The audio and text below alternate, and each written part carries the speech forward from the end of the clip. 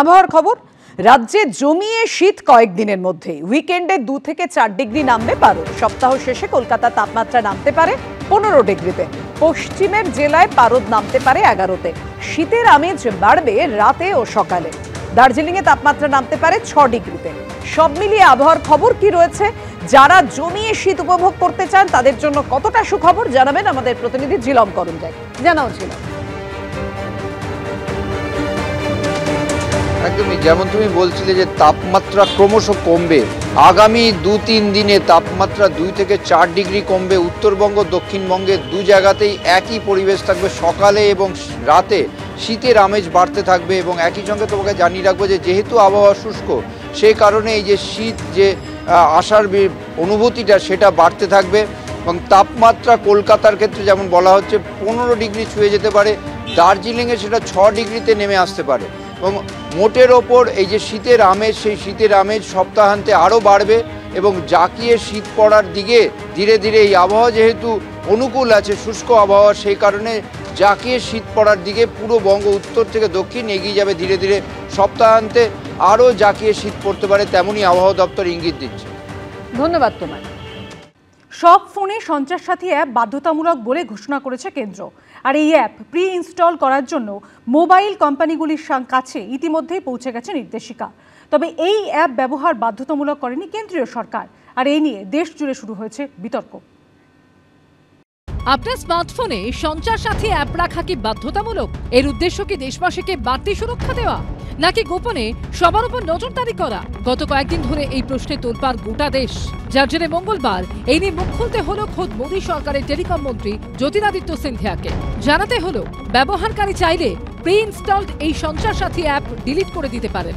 28শে November telecom মন্ত্রকের তরফে phone প্রস্তুতকারী সংস্থাগুলোকে নির্দেশ দেওয়া হয়, ভারতে বিক্রি হওয়া সব ফোনে সঞ্চার সাথী অ্যাপটি প্রি ইনস্টলড থাকবে, অর্থাৎ মোবাইল ফোন কেনার সময় তাতে এই অ্যাপটি থাকবে। কেন্দ্রীয় সরকারের তরফে দাবি করা হয় এই অ্যাপের উদ্দেশ্য দেশবাসীকে সুরক্ষা দেওয়া। মোবাইল চুরি গেলে এই অ্যাপের মাধ্যমে তা খোঁজা সহজ হবে। এক ব্যক্তির নামে কটি মোবাইল নম্বর ইস্যু হয়েছে তাও জানা যাবে অ্যাপ থেকে। স্প্যাম কল চিহ্নিত করা, অচেনা নম্বর থেকে ফোন এলে পরিচয় জানাবে এই সঞ্চার সাথী অ্যাপ।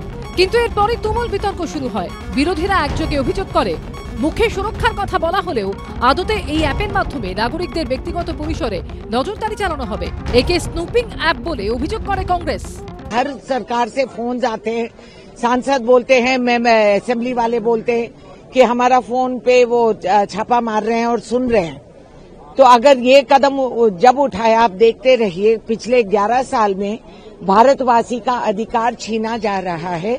अगर लोग इतने मासूम बन के बैठेंगे तो उनकी जान की भी खतरा हो सकती है। असल वायलेशन ऑफ नेशनल सिक्योरिटी यही है। This is absolutely illegal. This will be completely in breach of the privacy. आपको साइबर क्राइम को डिटेक्ट करने के लिए आपको पारदर्शिता चाहिए। आप मेरा फोन में घुस के साइबर क्राइम डिटेक्ट नहीं करने सकेगा। मेरा इंफॉर्मेशन, डिटेल्स इंफॉर्मेशन देने का कोई अधिकार सरकार का नहीं है। This is totally illegal, this is totally unconstitutional. সত্যি কি অ্যাপের মাধ্যমে গোপনে নজরদারি সম্ভব? কি বলছেন বিশেষজ্ঞরা? যেহেতু আমার ফোনের মধ্যে ওটা প্রি ইনস্টলড আছে এবং আমার ফোনটা কেনার আগেই ওই অ্যাপটাকে সমস্ত পারমিশন অ্যান্ড্রয়েড অপারেটিং সিস্টেম লেভেলেই দেওয়া আছে, ফলে আমার কাছে ওই অ্যাপটা আনইনস্টল করা বা পারমিশন কন্ট্রোল করার কোনো অপশনই থাকবে না।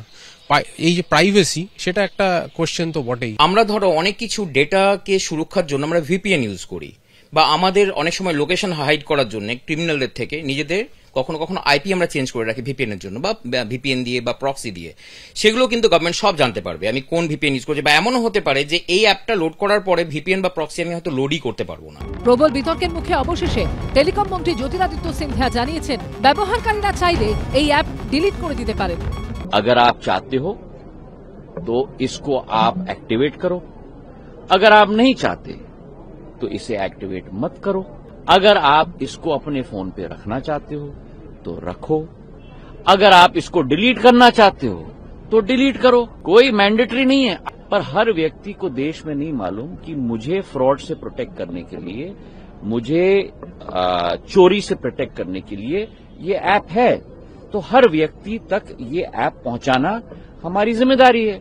অতীতে পেগাসাসের মতো ইস্যুতে উত্তাল হয়েছে দেশ, তখনও বিরোধীদের ওপর নজরদারির অভিযোগ উঠেছিল মোদী সরকারের বিরুদ্ধে। এবার সঞ্চার সাথী অ্যাপ নিয়েও মাথাচাড়া দিল একই রকমের বিতর্ক। বিজেন্দ্র সিংহ ও মৈত্র ঠাকুর চক্রবর্তীর রিপোর্ট, এবিপি আনন্দ। বিজেপি সিপিএমকে একযোগে আক্রমণ করলেন তৃণমূলের রাজ্য আদিবাসী সেলের চেয়ারম্যান দেবু টুডু। কখনো হাত পা ভেঙে দেওয়া তো কখনো পাঁচনের দাওয়াই দিলেন। আর এ নিয়ে অবশ্য পাল্টা আক্রমণের পথে হেঁটেছে বিরোধীরা। বামের বাচ্চা থেকে রামের বাচ্চা হয়ে গেছে, জয় শ্রীরামের বাচ্চা। পাচন দিয়ে ওই আপনার ভূত ছাড়িয়ে দেবো।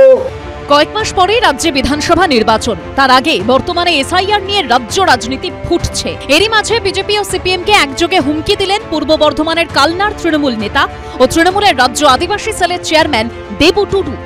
সোমবার কালনা 2 নম্বর ব্লকের বিডিও অফিস লাগোয়া মাঠে তৃণমূলের কিষাণ ও শ্রমিক সংগঠনের একটি সভা ছিল। সেখান থেকেই কখনো হাত পা ভেঙে দেওয়া, ওষুধ পাঁচন দেওয়া, পাঁচন দিয়ে ভূত ছাড়িয়ে দেওয়ার হুমকি দিতে শোনা যায় দেবু টুডুকে। এ মাটি কালনা 2 নম্বর ব্লকের শক্ত মাটি, এখানে বেশি লাফালাফি করবেন না, হাত পা ভেঙে যাবে। আমরা আমাদের কাজের অধিকার দিতে হবে, না হলে বিজেপি করা যাবে না, এখানে জয় শ্রীরাম করা যাবে না। আমরা এখানে ওষুধ দেবো, পাচন দিয়ে ওষুধ দেবো, পাচন দিয়ে ওই আপনার ভূত ছাড়িয়ে দেবো। টাকা দিতে হবে, টাকা দিতে হবে। তৃণমূলের নেতা দেবু টুডুর যদি ক্ষমতা থাকে, জয় শ্রীরাম বলা বিজেপি কার্যকর্তাদের আটকে দেখা আর গাছে বেঁধে দেখা, এবং বলেছেন যে রামের বাচ্চা ভগবান শ্রীরামচন্দ্রকে যে হিন্দু লোক সম্মান এবং শ্রদ্ধা করে না, তাকে আমরা মানুষ বলেই মনে করি না। সেই দেবু টুডু এবং সেই তৃণমূলকে আমরাও মানি না। পাঁচন দিয়ে মারবে বলেছে, ক্ষমতা থাকলে দেবু টুডুর পাঁচন দিয়ে মেরে দেখা। কালনা এলাকাটি বর্ধমান পূর্ব লোকসভা কেন্দ্রের অন্তর্গত। 2024 লোকসভা নির্বাচনে এই আসনে তৃণমূল জিতলেও কালনা, কাটোয়া এবং দাইহাট পুরসভা এলাকায় তৃণমূলকে পিছনে ফেলে দিয়েছে বিজেপি। এই অবস্থায় তৃণমূলের দাবি, বামেদের একটি অংশের ভোট গিয়েছে বিজেপির কাছে। সোমবার কালনার তৃণমূলের সভা থেকে কার্যত সেই ইঙ্গিতই করেন দলের রাজ্য আদিবাসী সেলের চেয়ারম্যান।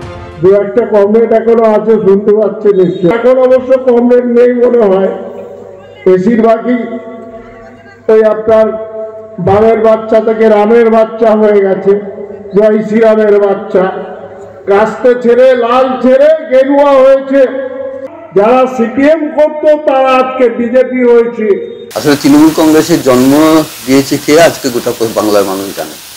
আরএসএস এর ঘরেতেই তৃণমূল কংগ্রেসের জন্ম হয়েছে। এটা আমাদের কথা নয়।